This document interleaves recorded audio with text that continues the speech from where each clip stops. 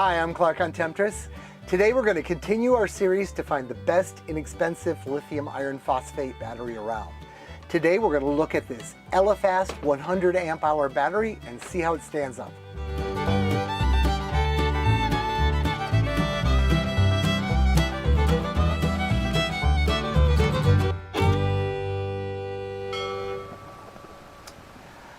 As many of you know, I developed this bank manager device. It charges and lets you mix lead and lithium batteries. Pretty neat deal. Look at it in other videos. Well, because of that, people are always asking me, what battery should I buy? So I'm doing this series and we're going to get reasonably priced or what look like good deals on batteries and really tear into them so we can all know more about them. Today we're going to look at this, the Elefast 100 amp hour battery. This is by the same company that did the Fence battery. Fence battery was their very low and cheapest possible offering. This is their more Cadillac offering. It's got some bells and whistles and it's pretty neat, still reasonably priced. Background on that company, they contacted me and I got to know a bit about them. They have been making batteries for quite some time, but without labels, and then selling them to other companies who put stickers on them and then sell the batteries.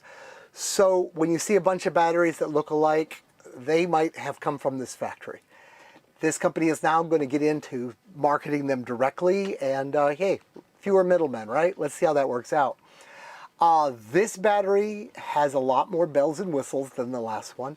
Chief among them, I think, is the fact that this has a Bluetooth enabled BMS. It's kind of neat. Honestly, it's the very first time I've ever played with a Bluetooth BMS. As of July 10th, 2023, this battery costs $349 on Amazon. It says it's 22 pounds, 12 inches by 6.5 inches by 8.7 inches. I think the case is a very reasonable size. That's a great thing.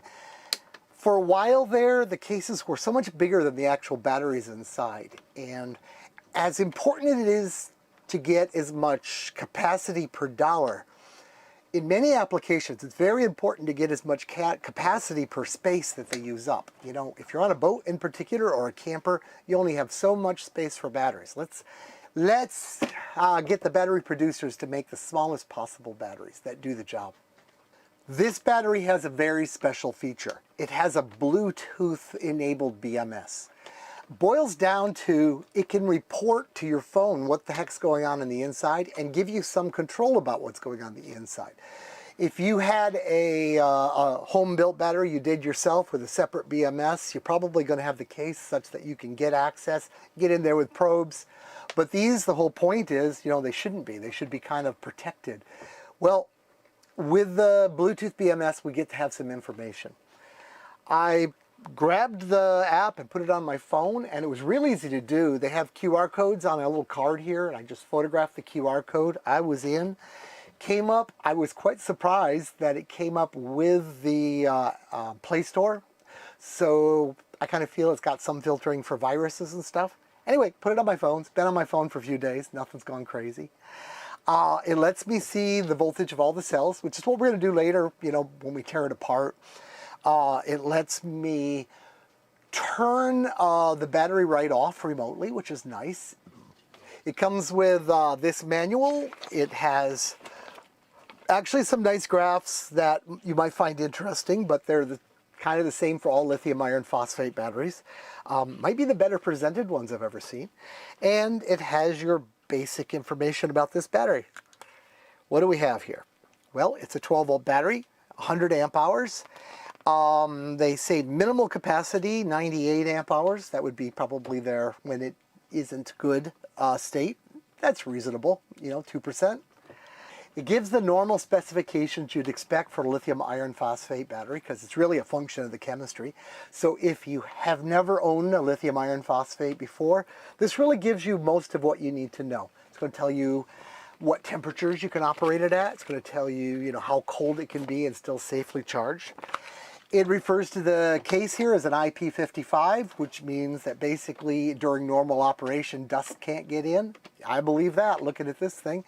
And that I believe it's good for jets of water. which is way beyond what you should do with a battery. We're not going to throw these down in the bottom of the ocean after all. It has some nice handles on it. That's kind of handy. Folds up nice. Looks like a fine case that I'm about to destroy. So, next step is I tear this case apart so we can get to the internals, and let's give it an electrical evaluation. Well, I got it open. It was a tricky one. This company seems to epoxy their batteries together, so no worries about one of these falling apart in the field. They are tight. Well, this got a little bit exciting, and you don't want exciting when you're around batteries. I was using a 4-pound hammer and a chisel and really going at it, and then all of a sudden, oh shit! In beating on it, I chafed through a wire, and the wire touched one of the terminals inside the battery and got really hot and melted its insulation off. Of course, I didn't know what heck was going on, so I immediately got it over by the side of the boat so I could throw it in the ocean if necessary, and then evaluated it there. But the heat went away, and I pulled it apart and was able to deal with it. So I've saved it, and now I've got it here. This is a cool battery. I repaired the wire that I screwed up. Like I said, one of the sense wires for one of the cells. So I cut that off and spliced in a nice replacement for it. So it's as good as new now. This is not burned, by the way. If you're seeing this, this is just some silicon from the assembly process. What do I see? Well, I see a battery done right. I see a BMS that I've done some research on, and it looks like if you were going to buy a BMS to put in your own homemade batteries, you know, where you want the best, this would be one of the candidates. Looks like good stuff. This is not a fly-by-night or what was cheap this week. The company told me this is more their Cadillac battery, and I absolutely believe them. Remember, this is like a $350 battery.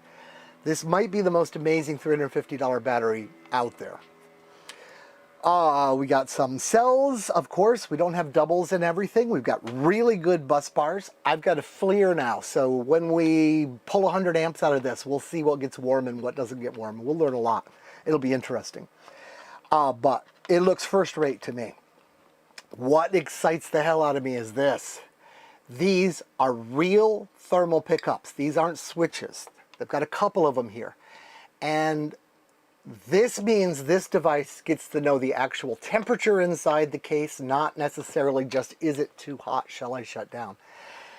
This gives it the potential to be able to shut off at cold weather. So we're going to do that test. We're going to see if this thing does what it would need to do, like full out. Let me turn around so I can see a little better. It comes with this app, and I've been playing with the app, of course, because how can you not play with something new? This is pretty darn cool. It tells you, of course, the state of charge, and it's pretty high because I put it on the bank manager and charged it to 100%. It tells you the internal voltage of the whole battery, the amps going in and out.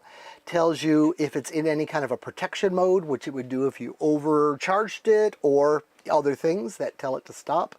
It seems to have two fields here for charge control and for discharge control, which is encouraging. It's going to count its cycles of charge, which would be nice. You get this information here that all has to do with the individual cells. This one is probably really interesting. It says the difference between the highest and the lowest cell voltage is 0.039 volts. Scroll down here and we get some more stuff. We get to see the temperatures, and if I just grab a hold of one of these probes with my hot hand, we see that number 3 here is going up. So that's number 3. We get to see the individual cell voltages, and they are pretty close, like we see up here. They're 0.039 volts apart. So what I'm going to do now is I am going to use my basically my bench power supply to charge this beyond where the bank manager thinks it should be charged. And while we're doing that, we're going to do another test. I'm going to put one of these probes in some very cold water. I'll put some salt into some ice so that I can get it just below freezing. If all goes well, this thing will shut off. It won't accept a charge anymore. I tell you, for this price, if it does that, this is a gem, and you got to look at it. If you're in a camper or something that can go into a cold place, that is an important feature, and having it in the battery is the right place to be. So I feel like this battery is exciting. Okay, so let's do that. So I've got some ice, and thing about ice is it wants to be 0 Celsius. That's where it will melt at. If you try to raise it above 0 Celsius, it absorbs energy to melt. So this is a really good calibration of 0 Celsius. But I want to go just below it, partly because, well, I don't have the time to wait for this thing to hit exactly 0. So I'm going to put some salt on it. And you put salt on ice, if you've ever made ice cream the old way, you know that will lower the freezing point. So the thing will get colder. Okay, so first thing, I will get my probe here. I will set this thing for the appropriate voltage.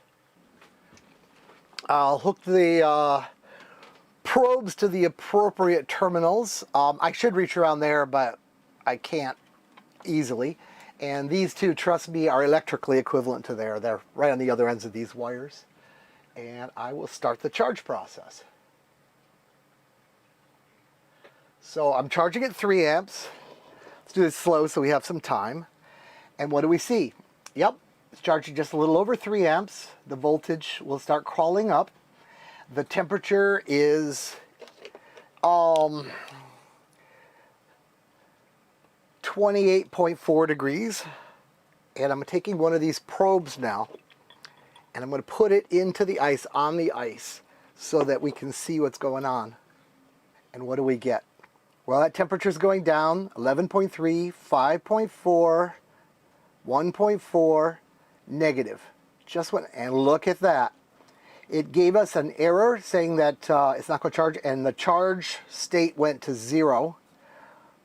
So it's not taking, and it's not taking current, and according to my device on the wall, it is not taking current. That was one of the probes. Just out of curiosity, I want to see if it'll go off with the other one. So we'll warm it back up. And yes, it is back active, taking power at 3 amps again. So I put the other probe into the saltiness. And yep, 14, 7, 2.6, negative. Bang, there we go, same thing. So yes, this battery has cold weather protection, and it checks out. That's pretty cool. I don't know if you really need a BMS that talks Bluetooth. It's kind of fun. And if you had one, you really wouldn't have to open the case to know what's going on in the cells. In fact, I'm going to use mostly this app because it can check the voltage of all the cells individually, and kind of makes it easier for me than running my little probe around. Do you need it or not? I don't know, but having the good BMS that does the other tricks is well worth it, like that cold weather. So I guess the next thing to do is we continue to charge it and see when it shuts off. We're letting it charge. This is obviously going to take a while. We're charging a battery. So I've sped up the film. I crank up the amps coming out of the boat to just a little over 5, as much as I can push, and up comes the voltage. I'm taking a look at the individual cells.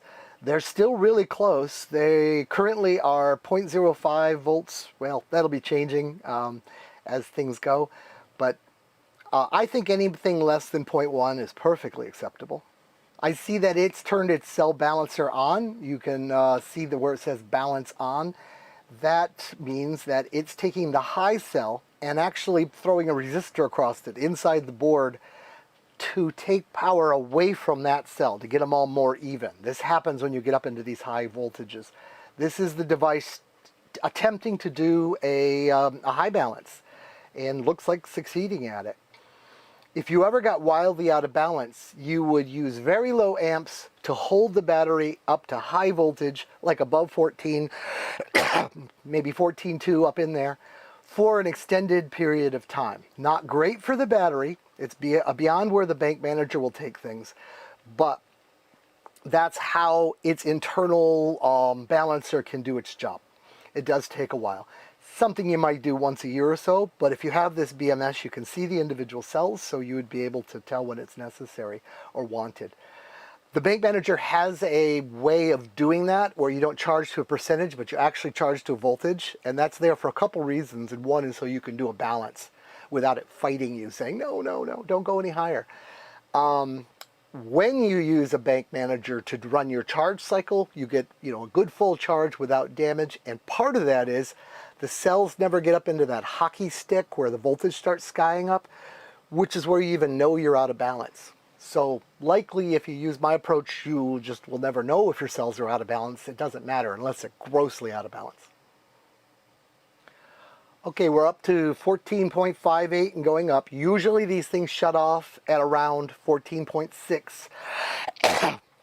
But this one probably is going to go higher because I see one of the cells is already above 3.65, which is kind of where I like to see the cutoff. So, well, let's let it go. Let's see how high it goes before this BMS decides to shut off these cells. I personally like, I understand I went to the manufacturer of the BMS directly and looked at their site, and it looks like there's other apps you can get that will reprogram the BMS to do things. So without opening the case, you could actually change the maximum voltage number per cell. You could make all these changes yourself if you wanted to. What are we up to? 14.62 and rising.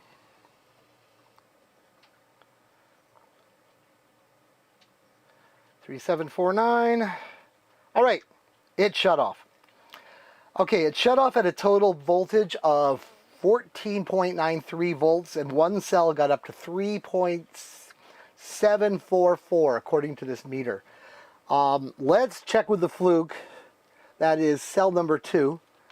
So we get kind of a little independent voltage check here. And what's the fluke say? 3.719. So the fluke is saying that actually just a little bit lower than the app is. So the app's being kind of conservative on its readings, not necessarily on its settings. Well, if it were my battery, I might lower it, but if it was my battery, I'd be charging with the Bank Manager and you'd never get up to here, so it doesn't really matter. Smoke didn't come out, the cell didn't explode, nothing's warm. Probably occasionally this wouldn't destroy anything. So let's move on. Okay, so the next thing we're going to do, this battery is now fully charged. We're going to take this back to this, what I call the sauna room, the tool room, hook it directly to my inverter, and using a heat gun, we're going to pull some real power out of it. It's rated for 100 amps, so we're going to pull 100 amps for a period of time. We're going to take a look at it with an infrared camera and see if it's getting hot anywhere. And as an aside, I'm thanking viewers because regular viewers know that I built an air conditioner. And somebody kind of joked, hey, as the high current test, you ought to run the air conditioner. Well, first off, I'm a little proud that's not a high current test. My air conditioner runs at very low power.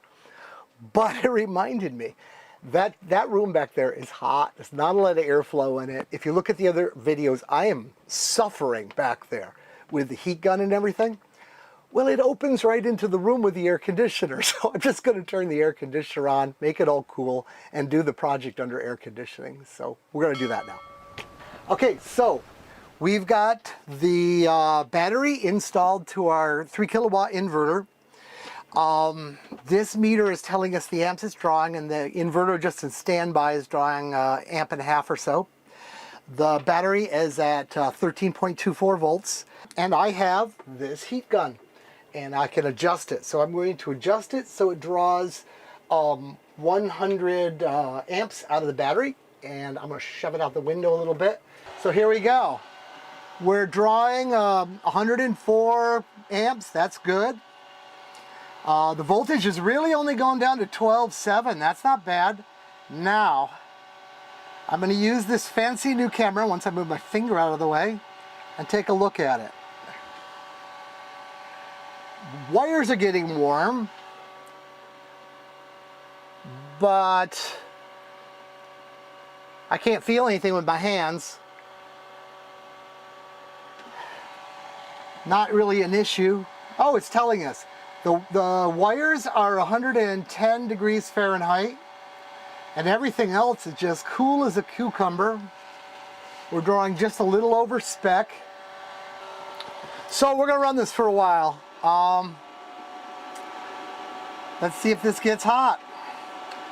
But geez, right now it's just performing like I would want it to.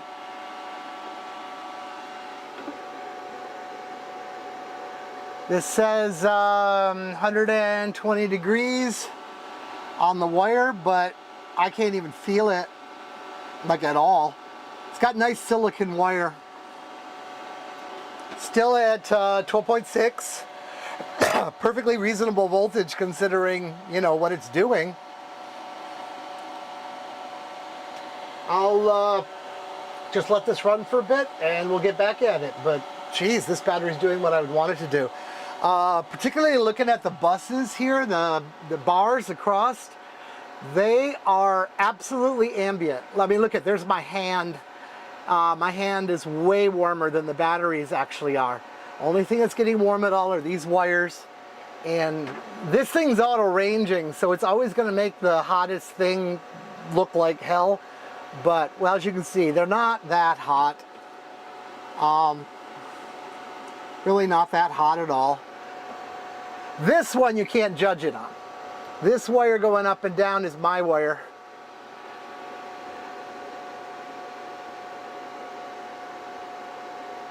Yep. Actually, I'm very surprised that it's showing the temperature of 130 because, well, something just happened. It shut down. I'm going to put my phone back into the app and ask what happened. That's disappointing. Find the app. It says that it has disconnected. Doesn't say why.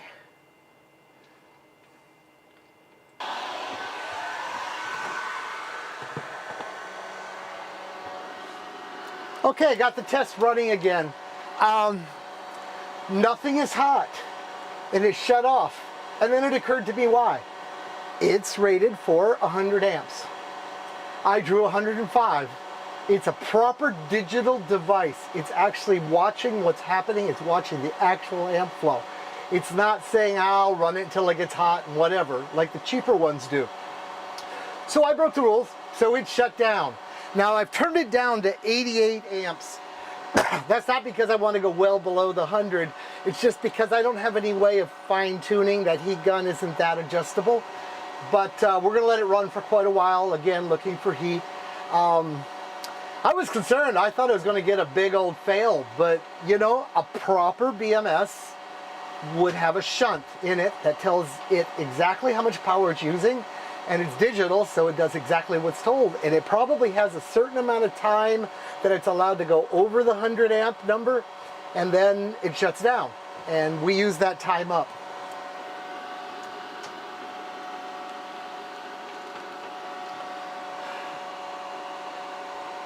Seven, 8, 9, 10, 11, 12.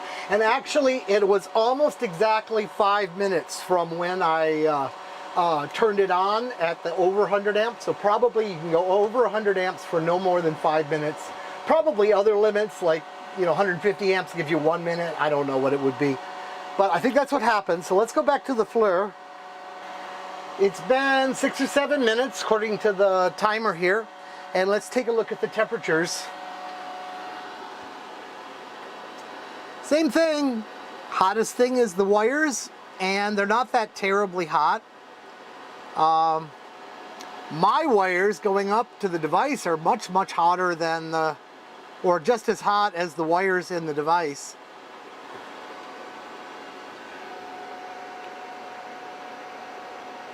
The warmer area here where I'm putting my hand, I still can't really feel any heat coming out of it, but it's showing extra hot because it's where the two cross.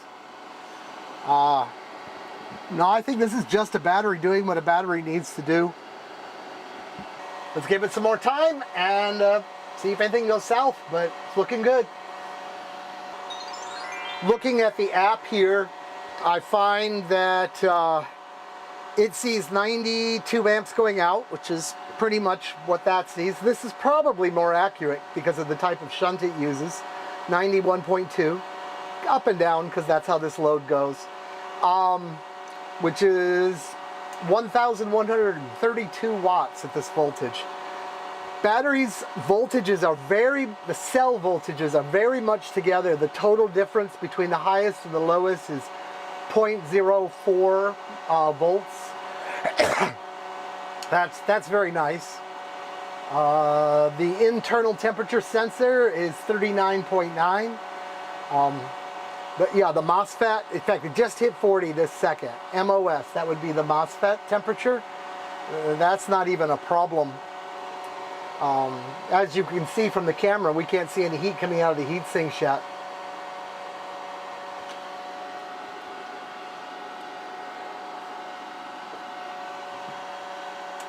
Okay, it's been 10 minutes now. Nothing's getting warm. Everything's functioning. Voltage is pretty steady.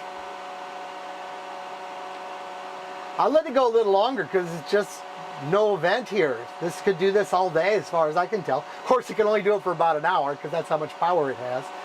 But this is some heavy lifting. I think this battery does what a battery should do. I can't believe the price. What it's doing for this price is pretty amazing. Well, it's been running for 15 minutes. I'm calling it because, hell, I got to put all this power back in before the next test. The next test will be, I'm going to charge it up using the bank manager. So charging it up this time to respectable full, not like crazy high voltage hurt the battery full. And then we're going to do our normal slow cycle and find out how many amp hours are really in this battery and available to us. I'm just tearing it down now, and I noticed that the main lugs where you would connect your own wires to the battery, they're hot. They're quite warm, and even though it's been sitting for a while, they're still like 140, 150 degrees. That's on me. I didn't tighten them down enough, but that's for all of us. If you don't make good electrical connections, you have a resistor. I created a resistor. We put 100 amps through the resistor, so that was getting hot. Now, copper being copper, that heat was going out the wires because, you know, copper conducts heat real well. So I think most of the heat we saw in the internal wires was totally on me because I didn't hook it up right. This is not actually your normal battery hookup, of course. You'll have a nice case and it'll be easier for you to do it right. I just didn't take the wrench to it hard enough. So I think it would have done better, but even as it did, it's good battery. Well, we've jumped ahead a bit. I've been running this discharge test, but let me tell you what I've done. I used a bank manager to charge the battery. I always use the bank manager to charge the batteries for these tests because it charges without overcharging, you know, right to where the hockey stick curve starts happening, where damage can happen to the battery, and that gives us a very consistent spot to charge down from. You could probably get a few more amp hours into the battery, but at the expense of battery life, so we're not going to test that way. I'm running the test now. It's been running for just a little over 10 hours at 10 amps, discharging. I'm up to 101 amp hours and down to 10.8 volts. So it's going to take a little longer. I don't know when this BMS is going to shut off. There can be anywhere from 10 to 8 volts. And I think I'll take a pause here and get back to you when it actually goes click. Action. Okay, that was it. Just went click. 101 point, let's see, I should be able to calculate this out because I'm going at 10 amps, so 6, 12, so I'd say it was 101 and about 2/3 amp hour, not that that matters that much. Anything close to 100 should be a win, and this is just a little high of 100, so that's good. The other thing of interest is the cell voltage. One cell got to 2.4 volts, you know, first, as it always will. The voltage separation did spread out towards the end to almost, 0.48 volts, but that's fully expected at the bottom, and that's kind of what you want. No set of cells are identical. They're not all going to hit the finish line at the same time. But since you use your batteries from full down to say 50% more often than from 50% down to empty, you want to do what's called top balancing. Balancing them so they're all even when they're up at the top. And as they race down using up power and their voltage drops, it doesn't matter if they spread out towards the bottom. Now, something I've noticed about this, and this is mostly because I get to see so much more information with the app and the Bluetooth, is I'm kind of overanalyzing. I think everybody that gets a Bluetooth battery will end up overanalyzing.